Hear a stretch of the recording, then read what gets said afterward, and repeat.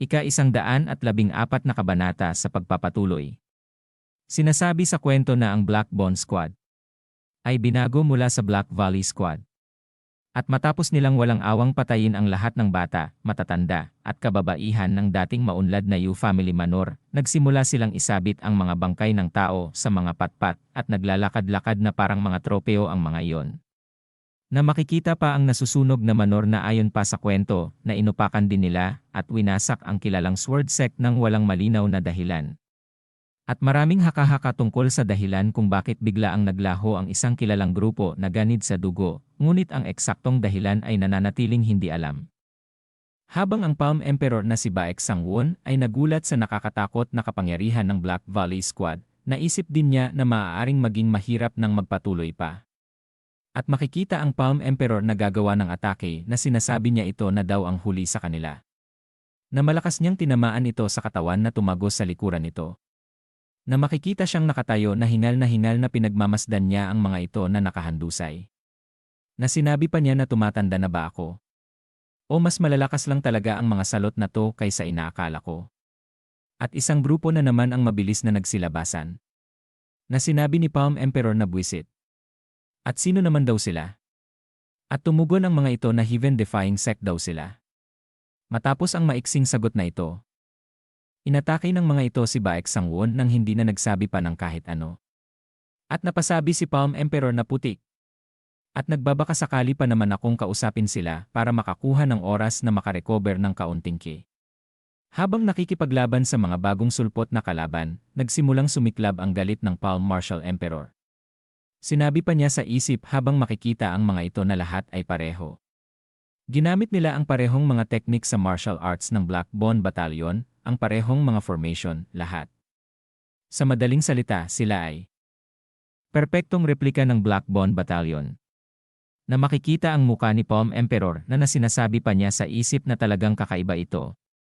Bagaman hindi malaman ni Sangwon kung ano ang layunin nila, tila ang Martial Heaven ay nag-recruit ng mga grupo ng mga martial artist na may natatanging mga teknik sa martial arts at kinukuha ang kanilang mga diskarte upang sanayin ang kanilang sariling mga martial artist. Na makikita ang mga sandatang ito na patuloy siyang inaatake. Na sinabi pa niya sa isip na dahil lumabas lamang sila matapos mapatay ang Black Bond Battalion, tila itinago nila ang bagong puwersang ito mula sa Black Bond Battalion at sinanay ito ng lihim. Sinabi pa niya sa isip habang natatabunan ng kanyang kamay ang muka niya na kahit na siya daw ay isang absolute master. Ang laban ay nagiging lalong mahirap habang patuloy siyang nakikipaglaban sa mga ito. Natumalon ang mga ito kay Palm Emperor habang sinasabi na huwag daw siyang bigyan ng puwang na makahinga. At sinabi pa sa kanya nito na mamatay na daw siya Palm Emperor. Na napasabi naman siya na mga buwisit kayo. Ngunit tila parang ang mga langit mismo ang tumutulong sa kanya, isang kamay ng tulong ang lumitaw. At 5 dart na itinapon ang lumilipad. Na napalingon siya sa likod at sinabi sa isip na spear key. At ang mga ito ay tumama sa halos 12 miyembro ng Duplicate Black Bond Battalion na sumugod sa Palm Martial Emperor. Na makikita ang paa ng taong tumulong sa kanya. Na lumitaw ay nakasuot ng itim na damit at may hawak na mahabang sibat sa isang kamay. Siya ay walang iba kundi ang Night Spear Devil, si Gyeong Hong. At sinabi nito kay Palm Emperor na hindi daw talaga maganda ang hitsura niya, Palm Emperor. Natumugon ito at sinabi sa kanya na nakakatawa. Hindi ko inasahan na magiging masaya akong makita ka kahit isang beses. Paano mo nalaman na narito ako? Natumugon ito sa kanya na tumingin na sinabi na akala ko alam mo na naglalakbay ako sa buong mundo upang makahanap ng lunas para sa sakit ng aking anak. At narinig ko ang gulo ng hindi sinasadya habang dumadaan malapit dito at naisip kong marahil ay may kawili-wiling labanan na nagaganap kaya't dumaan ako upang tingnan. At heto ka, mukhang kaawa-awa.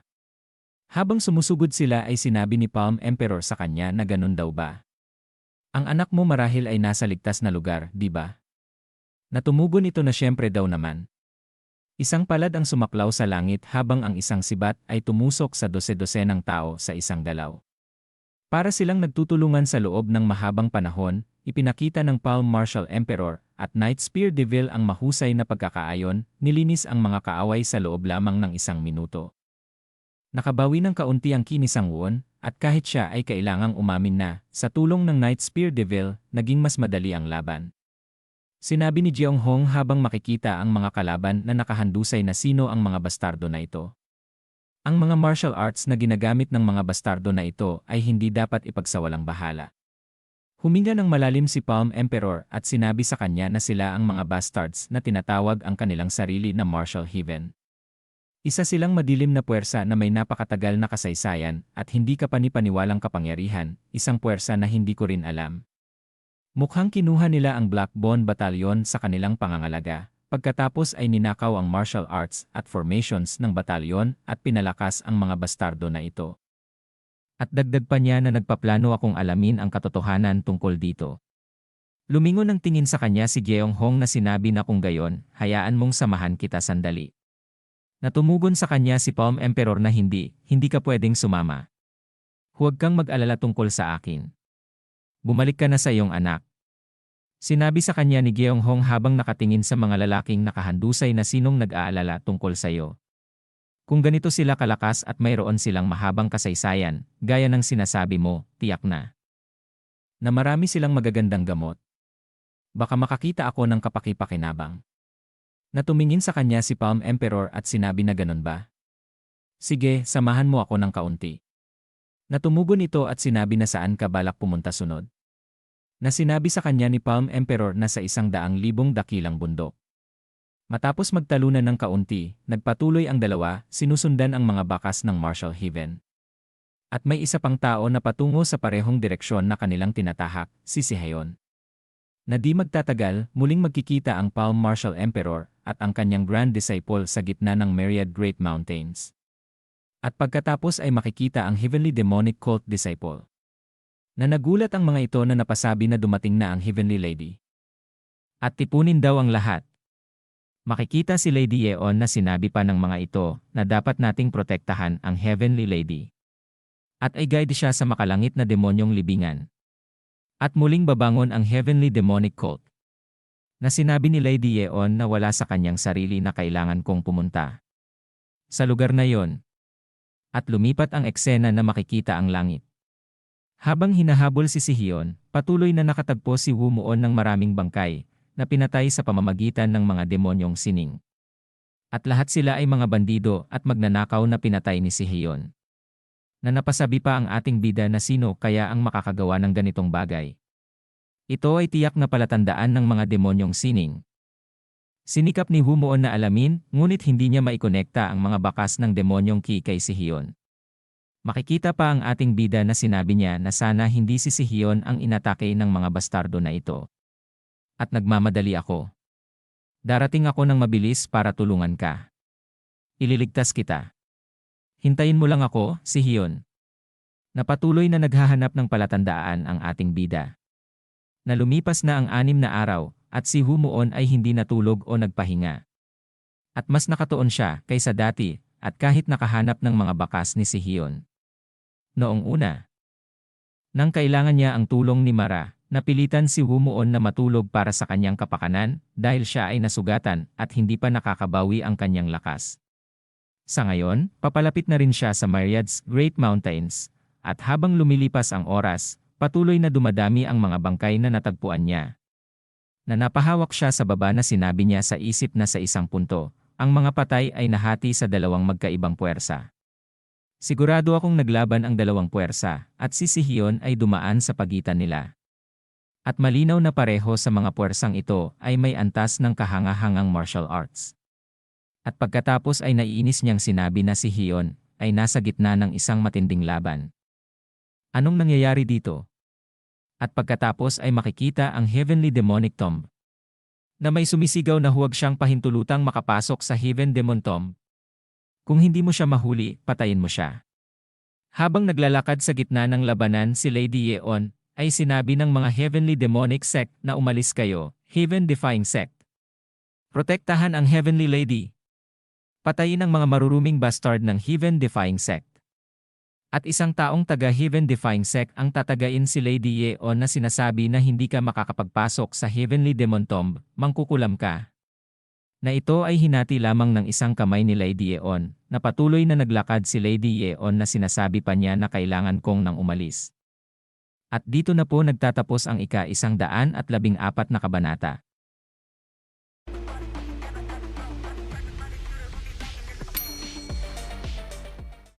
Ika-115 kabanata sa pagpapatuloy. Makikita ang buwan at sinabi ng ating bida na ano daw ito.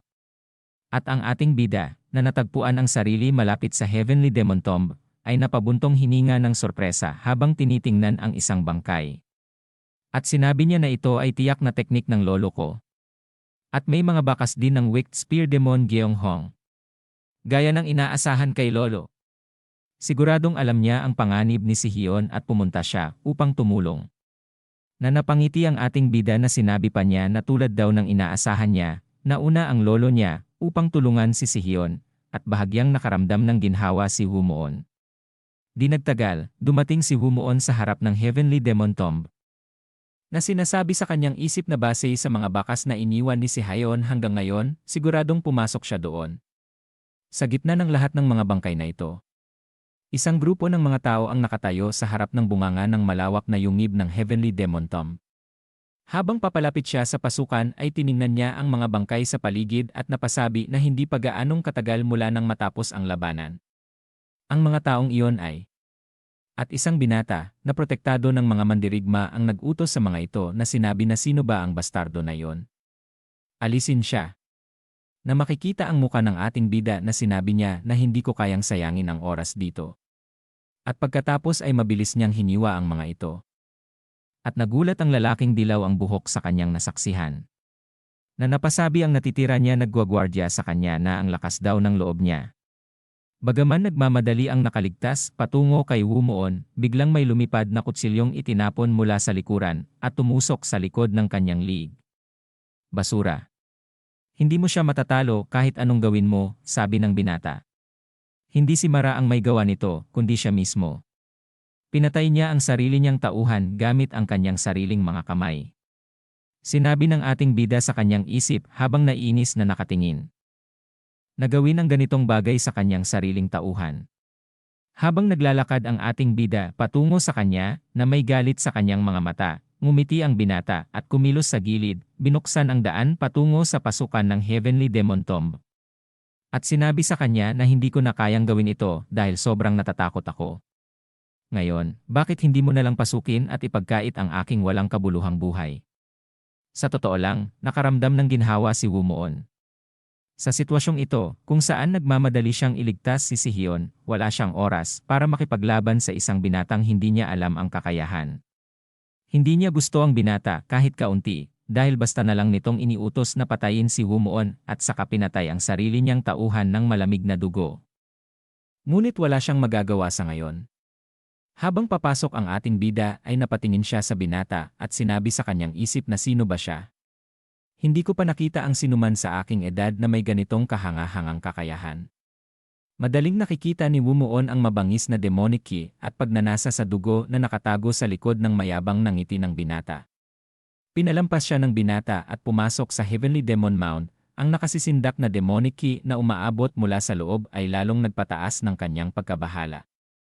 At pagkatapos ay nagpakilala ito na sinabi na ako si Cheonyurin at ikaw siguro siyang Hero Song, ang umuusbong na bayani na naging tanyag nitong mga nakaraang araw. Umaasa akong makikita kita muli sa hinaharap. Lumingon si Humuon upang tingnan si Cheonyurin matapos magsalita ang binata. At tinanong na bakit mo lang ako pinapayagang makadaan. Ngumiti si Cheonyurin. Gusto ko lang sanang batiin ka. Masaya akong makilala ka, siguro. Pumasok ka na ng mabilis. Mukhang may hinahanap ka. Dagdag pa nitong sinabi habang nakangiti ng mayabang na para siguraduhin hindi mo makalimutan kung sino ako. Isa akong miyembro ng Martial Heaven. Tumingin ng seryoso ang ating bida at sinabi na Heavenly Martial Sect. Dagdag pa niyang sinabi sa isip na talagang kakaiba. Tila may kinalaman ang mga taong ito sa maraming bagay. Sa katunayan, naisip ni Humuon na ang dahilan kung bakit dumating ang kanyang lolo sa lugar na ito ay hindi kay Sihyeon kundi sa Heavenly Martial Sect. Pumasok na ang ating bida. Nag-iingat sa lalaki na hindi niya alam ang mga motibo at pumasok sa Heavenly Demon Tomb.